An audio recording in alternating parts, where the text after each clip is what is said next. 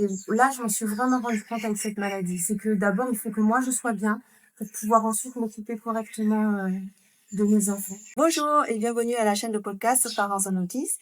Ici, on parle de parentalité sans filtre, avec humour, des complexes et surtout bienveillance.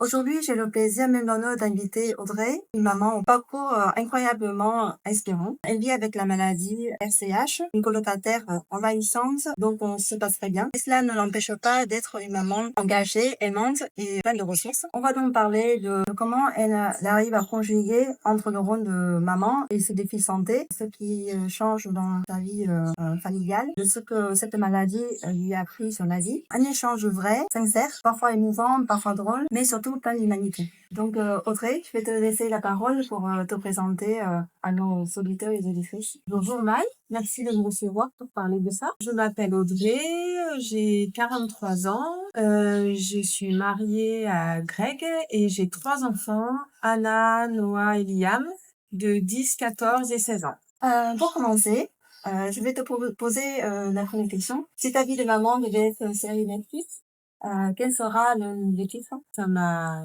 fait beaucoup réfléchir et j'arrivais pas à trouver, et on parlait de cette interview avec mon mari et il m'a dit Wonder Woman. Alors écoute, je prends. Voilà. Est-ce que tu te rappelles du moment où la maladie RCH a fait son apparition? Est-ce que c'est plutôt comme un coup de tonnerre ou plutôt un invité surprise que ça s'installe? En fait, je me souviens très bien de ce moment. On dit souvent que pour déclencher une maladie auto-immune comme la mienne, il y a des chocs psychologiques. Et en fait, quand on a eu notre premier enfant avec Greg, on a décidé d'avoir un enfant, je suis tombée enceinte et puis il a réussi à un concours qui a fait qu'il a dû partir pendant 1 an à Valenciennes. Pour moi, ça a été très dur parce que pour moi, le schéma familial, c'était une vie de famille tranquille, le papa, la maman et l'enfant. Et en fait, pendant 1 an, on a vécu séparément. On se voyait que les week-ends et pendant les vacances. Et puis après, il est revenu sur Aix pour continuer ses études. Et on a décidé de lancer le deuxième enfant. Et donc, j'étais enceinte du deuxième enfant. Et en fait, il a eu son affectation pour son boulot définitif. Et au lieu d'avoir Aix, ce qu'on pensait vraiment certain, il a eu Nice. Et donc, j'ai réalisé que j'allais encore élever les enfants toute seule la semaine. Et pour moi, ça a été vraiment un, une grosse, un gros moment de stress. Et à partir de ce moment-là, j'ai commencé à avoir des problèmes de santé. La maladie RCH touche un Français sur 1000, ce qui est peu connu. Est-ce que tu peux nous expliquer en quoi il s'agit, sans faire fuir les auditeurs qui sont en train de déjeuner? Oui.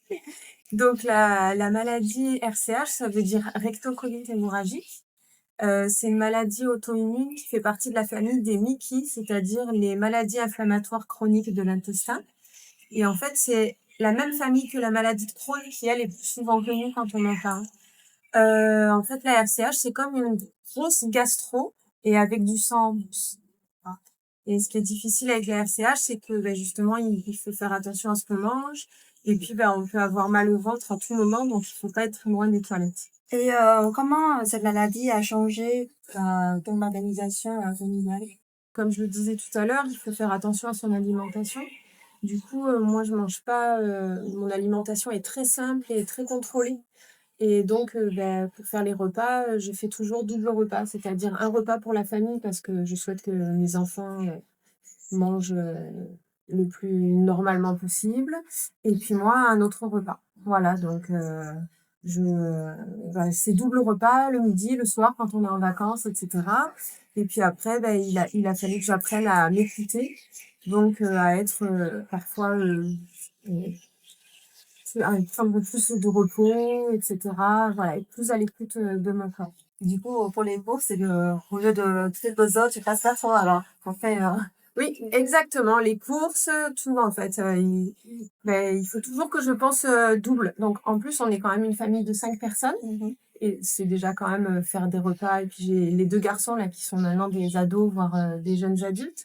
Donc faut penser gros, beaucoup. Mais en plus, il faut penser tout en double. Voilà. Tout en essayant de continuer à innover les repas pour les enfants. Qu'est-ce qui est bien le plus contraignant dans ta famille? Cette maladie, elle est imprévisible. C'est-à-dire que là, je prends des traitements. Donc je suis ce qu'on appelle en forme de rémission. Mais par contre, même sous forme de rémission, je peux avoir mal au ventre, je peux avoir des gros accès de fatigue. Et donc, il faut vraiment qu'on adapte notre rythme en fonction de ça. Donc, par exemple, quand on est en voyage, il faut toujours que je pense à mon repas, il faut que je le prépare. Je peux pas me dire, ah ben, on achètera telle chose sur le... Ou alors se dire, bon, ben, on verra si on rentre manger, si on rentre pas manger. Ça, je peux pas faire ça. Il faut vraiment que tout soit prévu. Et puis, ben, pareil, il y a des matins où je vais me lever, je vais être extrêmement fatiguée et je sais que c'est une journée où il faudra que je me repose. Et puis des moments où tout va très bien et donc on vit quand même un peu au rythme de ça et c'est imprévisible. Alors, est-ce que vous avez trouvé des astuces ou des routines pour que ça simplifie la vie de tout le monde? Oui, bah justement au niveau de pour éviter de toujours rythmer les journées au niveau des repas.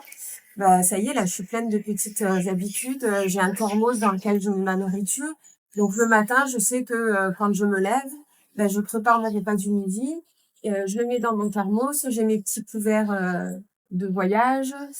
J'ai acheté une gourde filtrante pour toujours pouvoir avoir de l'eau parce que c'est pareil, je peux pas me permettre de boire de l'eau du robinet de n'importe où parce que mon microbiote réagit beaucoup. Et puis, bah, j'ai toujours de quoi anticiper le repas d'après au cas où on décide de faire autre chose. Et tes enfants, là, comment ils vivent le fait que maman est parfois fatiguée? Quand on en parle, parce qu'on en parle de temps en temps avec les enfants, j'ai l'impression que ça les impacte pas plus que ça. Et puis moi, voilà, c'est vraiment important pour moi qu'ils aient une enfance le plus normale possible. Après, ils savent qu'il y a des moments où je leur dis, bah là aujourd'hui, là je suis fatiguée, ou quand je rentre du travail, je leur dis, écoutez, là j'ai mal au ventre, je suis fatiguée, je vais me reposer. Ou après le repas du midi, souvent ça me fait du bien de faire une petite sieste d'un quart d'heure, 20 minutes. Donc ils savent dans ces moments-là que là il faut me laisser me reposer, il faut pas faire de bruit, voilà. Ou les garçons qui commencent à être grands, quand je leur dis que je suis fatiguée, ben, c'est eux qui vont prendre le relais au niveau du repas. Je leur dis tout ce qu'il faut faire et c'est eux qui gèrent. Comment est-ce que tu expliques aux enfants par rapport à cette maladie? J'ai toujours été transparente avec eux parce que je voulais pas omettre des choses et leur créer des angoisses supplémentaires. Donc, ben, quand on a été vraiment sûr de cette maladie, je l'ai expliqué aux enfants, j'ai expliqué en quoi ça consistait. Après, j'ai pas été trop loin non plus parce que avec la RCH, au bout de 10-15 ans de maladie, on a un risque plus élevé de cancer colorectal. Ils le savent, mais j'ai pas insisté là-dessus, ça s'arrête là. Et puis, il y a une forme même s'ils savent pas exactement ce qui déclenche cette maladie, ils savent par contre qu'il y a une histoire de génétisme. Du coup, moi, c'était quand même une grosse peur pour moi de transmettre ça à mes enfants. Donc, ils savent qu'ils peuvent l'avoir, mais ça reste vraiment, je l'ai dit une ou deux fois, et j'insiste pas du tout là-dessus. Par contre, ils savent que je tiens vraiment à ce qu'ils aient une alimentation le plus naturelle, simple possible, pour pas rajouter des éléments transformés qui pourraient susciter l'apparition de cette maladie. D'accord. Est-ce qu'il y a des moments où ils t'ont surpris par rapport à la compréhension de cette maladie ou à leur soutien? Ben oui, comme je le disais tout à l'heure, c'est vrai que en fait, ils savent que je suis quelqu'un de très dynamique parce qu'en temps normal, je suis quelqu'un vraiment de très dynamique, de très péchu, qui a envie de faire plein de choses. Et ils savent que s'il y a un moment, je leur dis là, je suis fatiguée, je peux pas. Ils sont fantastiques parce qu'ils prennent le relais.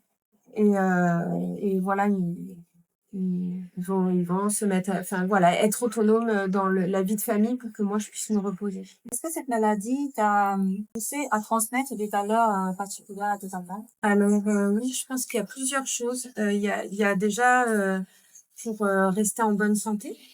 Donc au niveau de la nourriture, d'essayer de manger le plus biologique possible, le plus simple possible, le moins transformé possible.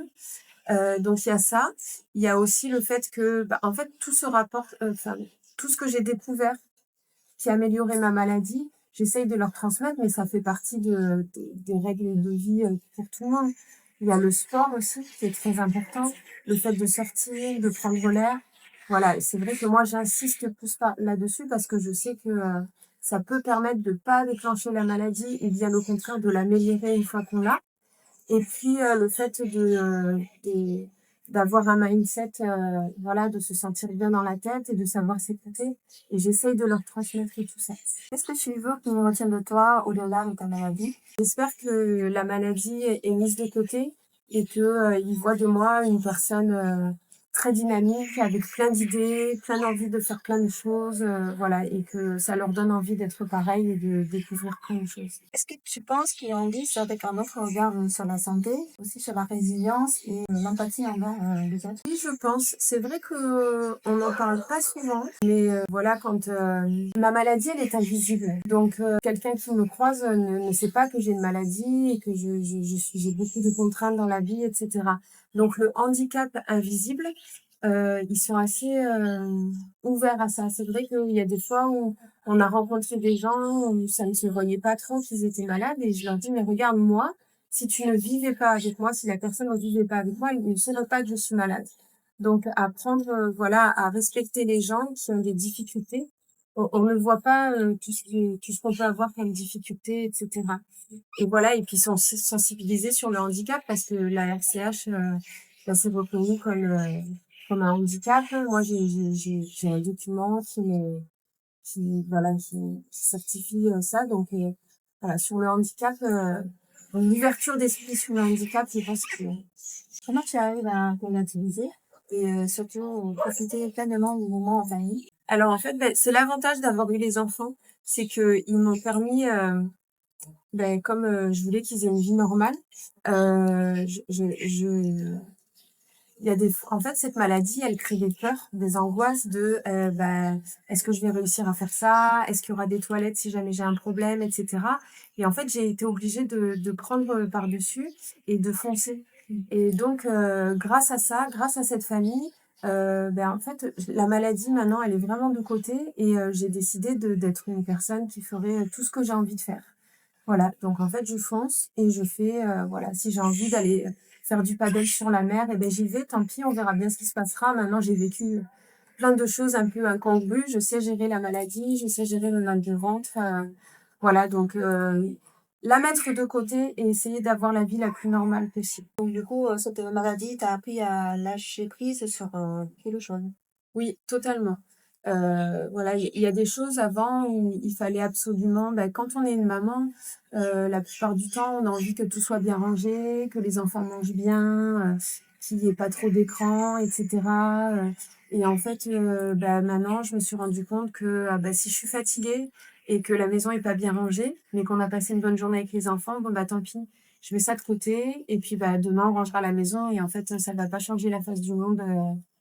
Et récemment, là, ça m'a vraiment appris à lâcher prise. Il y a quelques mois, mon fils qui a bientôt 17 ans a commencé un peu sa crise d'adolescence et c'est vrai que c'était assez difficile à gérer et à ce moment-là, moi, j'étais aussi, en période de crise et j'arrivais pas à gérer les 2 et en fait, mon mari m'a dit: «Écoute, si tu veux, tu t'occupes de toi, tu lâches là au niveau de Noah et moi je prends le relais au niveau de Noah». Et c'est vrai que en temps normal, pas malade, j'aurais pas voulu lâcher.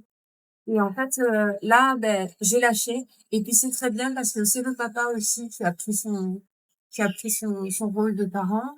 Moi, j'ai pu m'occuper de moi, voilà. Et puis en dehors de ça, justement, de se rendre compte que dans la vie, il y a des choses plus ou moins importantes. Et donc, de laisser de côté les choses pas importantes pour profiter à fond. D'accord.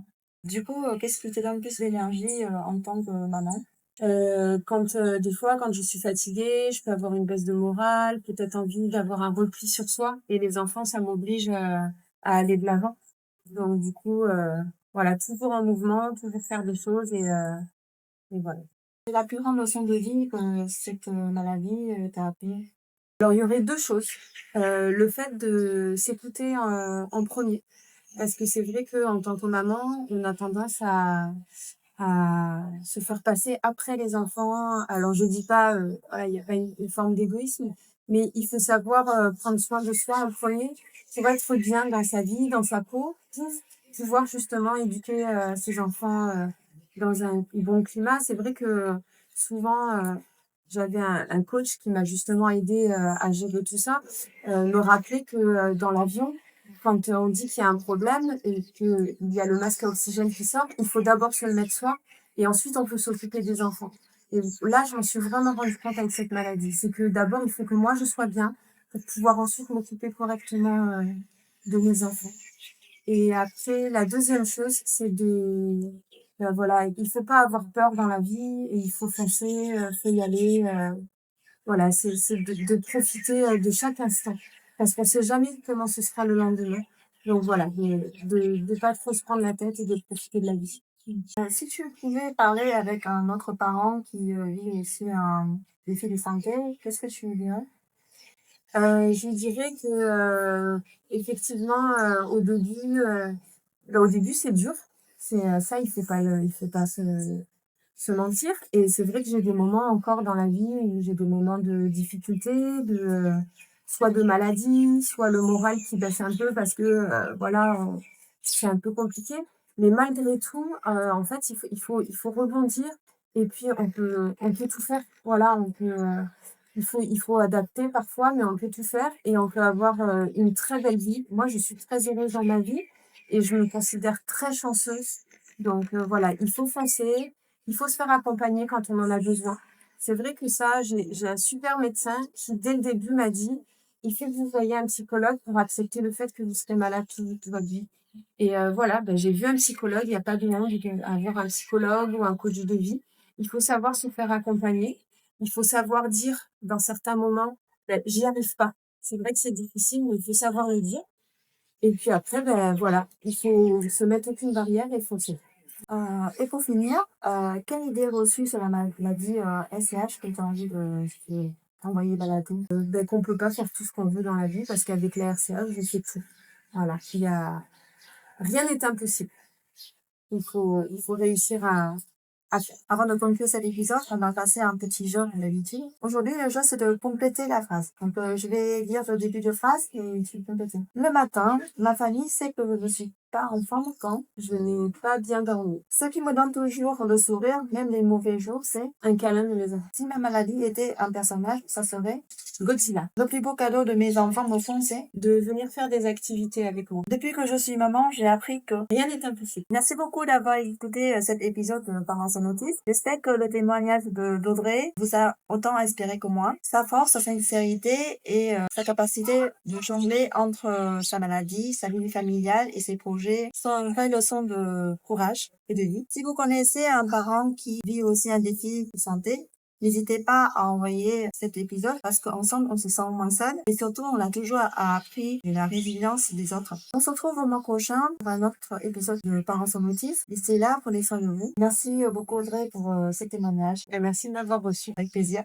À bientôt!